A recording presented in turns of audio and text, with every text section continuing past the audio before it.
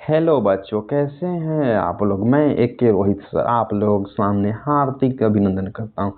खुश रहिए, मस्त रहिए और जबरदस्त नंबर पढ़ते रहिए। आप बोर्ड में एकदम 98% एकदम लाइए, तब घर वालों को दिखाइए, तब कहें कि नहीं मेरा बच्चा पढ़ते थे।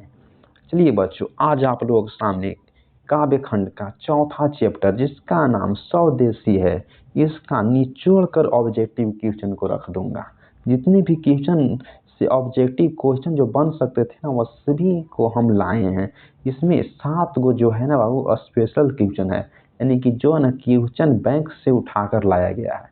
यानी कि 2009 से लेकर 2024 के बीच जितना भी क्वेश्चन जो है बोर्ड के द्वारा पूछा गया है, प्लस जो मंथली जो टेस्ट होता है उसका क्वेश्चन इसमें सब मिला जुला कर 7 क्वेश्चन लाया गया है।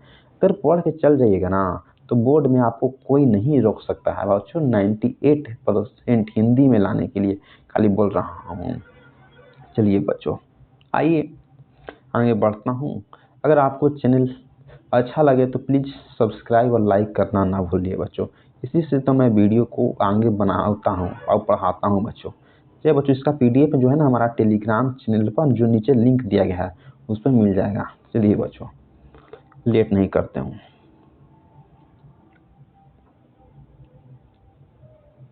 चलिए पहला क्वेश्चन।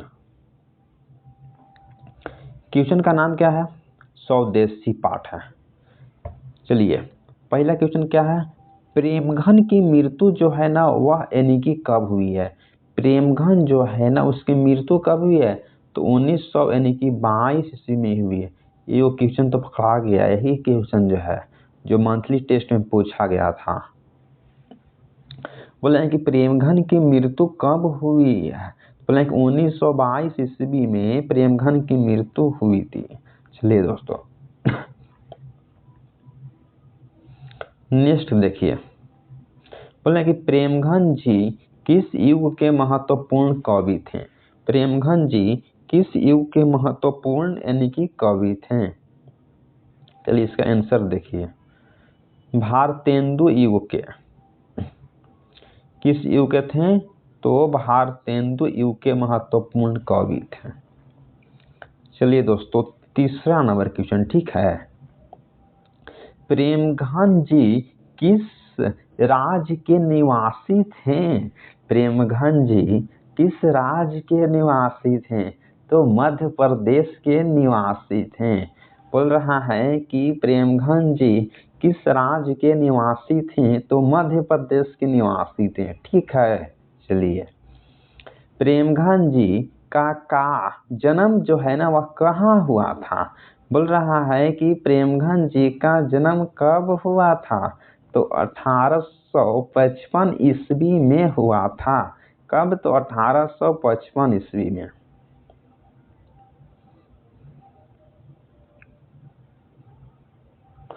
चलिए बच्चों, पांचवा क्वेश्चन को देखिए, ठीक है। प्रेमघन जी किन्हें अपना आदर्श मानते थे? प्रेमघन जी किन्हें अपना आदर्श मानते थे? भारतेंदु हरिश्चंद्र को। आइए, चलिए बच्चों आइए, छठा क्वेश्चन देखिए। प्रेमघन ने किस संस्थान की स्थापना की है? बोला है कि प्रेमघन ने किस संस्थान की स्थापना की है? तो रसिक समाज का। कैसा समाज का? तो रसिक समाज का। चलिए ठीक है, आइए बच्चों देखते हैं 7वां क्वेश्चन।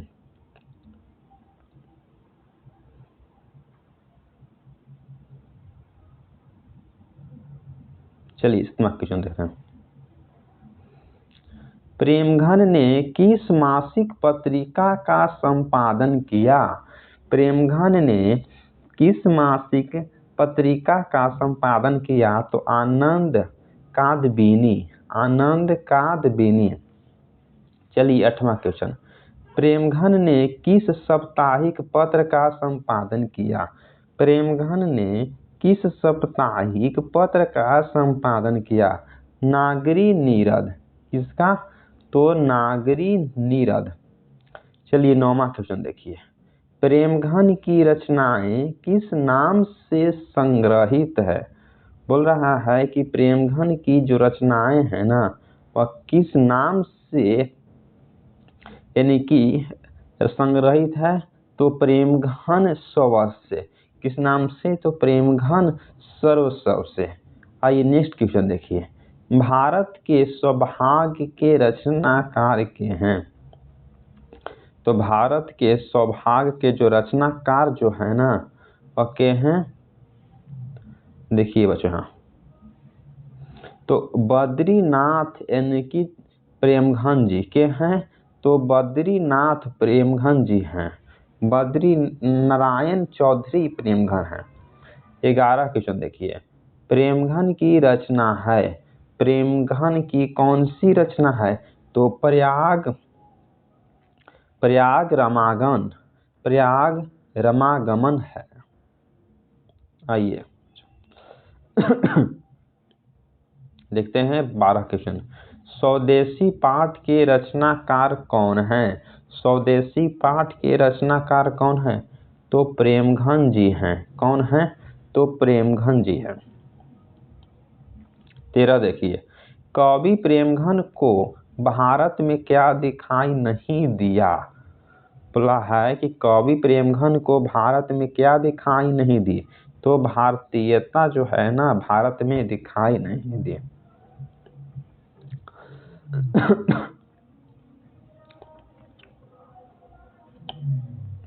14 देखिए। डफाली का अर्थ क्या है, यानी कि बाजा को बजाने वाला। डफाली का अर्थ क्या है, तो बाजा बजाने वाला। 15 देखिए। क्रिस्तान का अर्थ क्या है, तो यानी कि क्रिश्चियन। यही क्वेश्चन जो बाबू बोर्ड में पूछा है, 3 से 4 बार पूछा है। इसको मैं 4 ऑब्जेक्टिव लगाता हूँ, 4 स्टार। अगर आप भी 25 में एग्जाम की तैयारी कर रहे हैं, प्लीज इसको देख के जाइएगा, मैं रिक्वेस्ट करता हूँ बच्चों। इसको क्वेश्चन देख लीजिए। क्रिस्तान का अर्थ क्या है, तो क्रिश्चियन है। ठीक, चलिए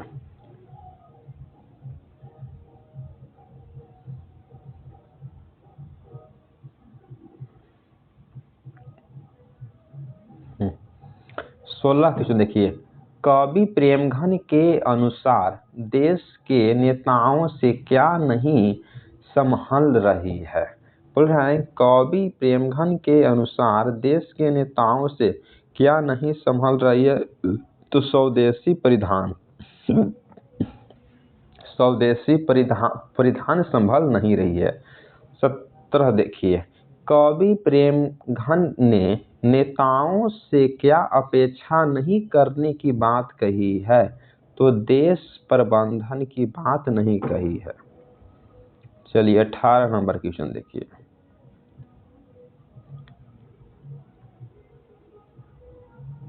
हम्म 18 नंबर क्वेश्चन देखिए। प्रेमघन का निधन कब हुआ था, बोल रहे हैं कि प्रेमघन का निधन जो है वह कब हुआ था, 1900 यानी कि 22 ईस्वी में हुआ था। चलिए 19 नंबर देखिए। प्रेमघन किस युग के साहित्यकार थे, बोल रहा है कि प्रेमघन जी किस युग के यानी कि साहित्यकार थे, तो भारतेंदु युग के। किस युग के थे, तो भारतेंदु युग के। 20 नंबर देखिए। जीन जनपद किसकी कृति है, बोल रहा है कि जीन जनपद यानी कि किसकी कृति है। जाहिर सी बात है कि प्रेमघन की होगा और क्या होगा। चलिए जितना ऑब्जेक्टिव इस चैप्टर से बन सकेगा सभी को मैं देख लूंगा, कि बच्चों का भविष्य है, खिलवाड़ नहीं है। 21 नंबर देखिए। स्वदेशी शीर्षक पाठ्य पुस्तक में संकलित कविता किस छंद में है, बोल रहा है कि स्वदेशी जो शीर्षक यानी कि पाठ्य पुस्तक में संकलित कविता किस छंद में है, यानी कि दोहा में है। किसमें है, तो दोहा में है। 22 नंबर देखिए। विदेशी से कवि का क्या तात्पर्य है, बोल रहा है कि विदेशी से कवि का क्या तात्पर्य है, तो यानी कि अंग्रेजी का तात्पर्य है। चलिए 23 नंबर देखिए। बोला कि इनमें कौन नाट्य कृति है, बोल रहे हैं कि इनमें कौन जो है वह नाट्य कृति है, तो भारत सौभाग्य जो है वह नाट्य कृति है। 24 देखिए, प्रेमघन ने किस समाज की रचना की है? प्रेमघन ने किस समाज की रचना की है? रसिक समाज की। किस समाज की? तो रसिक समाज की। 25 नंबर क्वेश्चन देखिए, प्रेमघन का जन्म कहाँ हुआ था? प्रेमघन का जन्म जो है वह कहाँ पर हुआ था? यानी कि मिर्जापुर में हुआ था। चलिए 26 क्वेश्चन देखिए,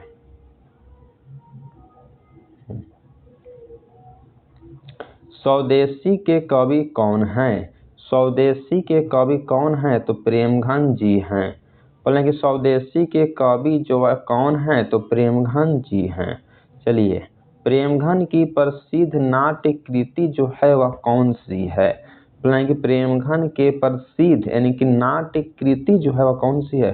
तो प्रयाग रामागमन। कौन सी है? तो प्रयाग रामागमन। चलिए दोस्तों 28 नंबर क्वेश्चन आइए,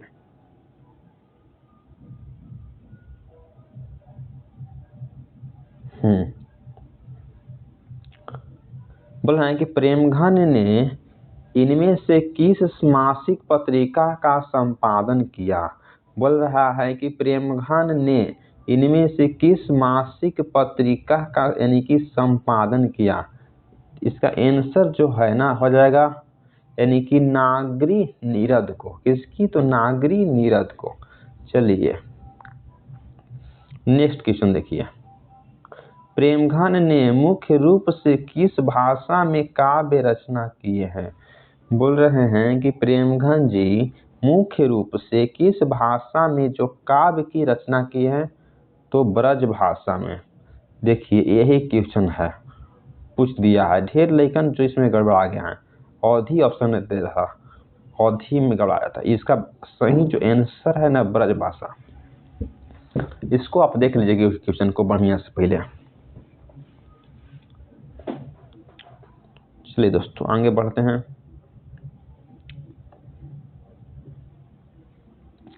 30 नंबर क्वेश्चन, प्राचीन भारत में चारों वर्गों में यह थी। बोल रहे हैं कि जो प्राचीन है ना वह भारत में चारों वर्गों में चाह थी। किसकी चाह थी? तो दास वृत्ति की चाह थी। किसकी चाह थी? तो दास वृत्ति की चाह थी। चलिए नेक्स्ट क्वेश्चन देखिए, प्रेमघन की काव्य कृति कौन है? बोल रहे हैं कि प्रेमघन की जो काव्य कृति जो है ना वह कौन है? बोल रहे हैं कि देखिए अरुणोदय, ये जो है अरुणोदय हो गया। हर्ष बोले कि हाँ, हर्षादश है, जीन जनपद है, इन सभी है। बोले कि प्रेमघन की जो काव्य जो कृति है ना वह इनमें से सभी है। अरुणोदय है, हर्षादश है, जीन जनपद है, इन सभी है। देखिए एक और क्वेश्चन देखिए,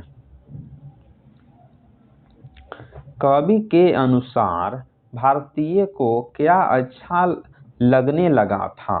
कवि के अनुसार भारतीय को क्या जो है ना वह अच्छा लगने लगा था? विदेशी चाल चलन, विदेशी वेशभूषा और विदेशी रहन सहन, ये सभी जो है ना वह भारतीय को अच्छा लगने लगा। चलिए दोस्तों नेक्स्ट क्वेश्चन देखिए,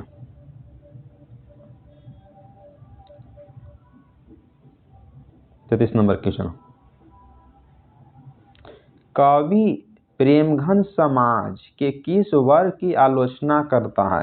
कवि प्रेमघन समाज के किस वर्ग की आलोचना करता है? तो सुविधा भोगी। किसका? तो सुविधा भोगी।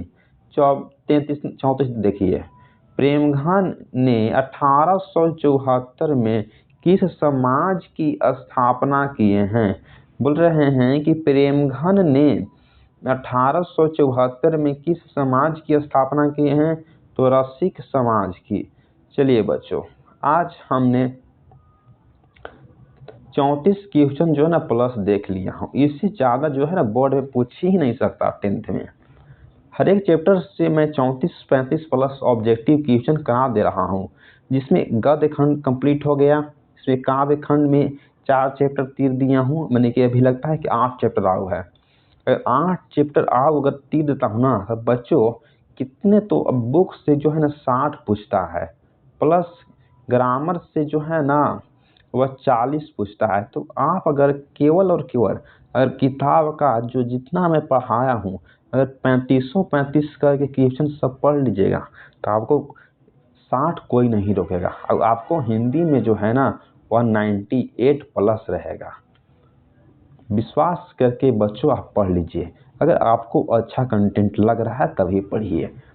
अगर आपको अच्छा कंटेंट लग रहा है कि आप पढ़ के अच्छा कर सकते हैं, तो प्लीज़ बच्चों आपसे एक ही अनुरोध है कि प्लीज़ विनती कर रहा हूँ कि मुझे सब्सक्राइब लाइक कर दीजिए। सब्सक्राइब लाइक करना ना भूलिए बच्चों, इससे मेरी मोटिवेट बढ़ती है और मैं वीडियो को और ज़्यादा अच्छा से समझाने का एक्सप्लेन करता हूँ बच्चों। Thank you, thanks for watching video.